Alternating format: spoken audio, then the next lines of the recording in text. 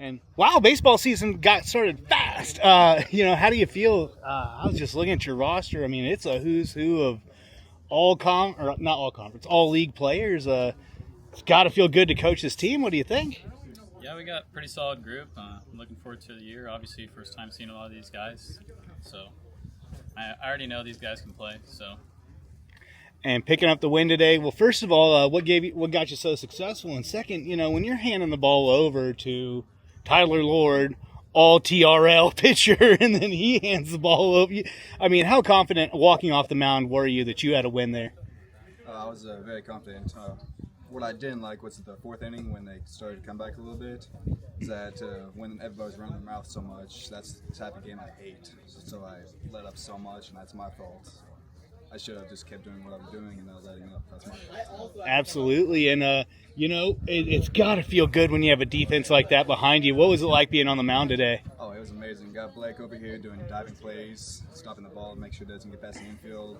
Outfield was phenomenal, just catching everything. And what happened today in the batter's box? You didn't lose a bit of your rhythm. What was going on today? No, I switched over to my bat because I'll be playing with Prime this summer, and I need to get used to that bat because I've been using my cousin's for quite some time. But it's nice to see some better competition.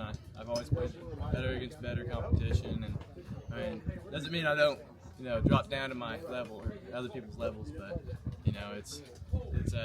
I've been working on my load too, real short, kind of keeping everything smooth. So yeah.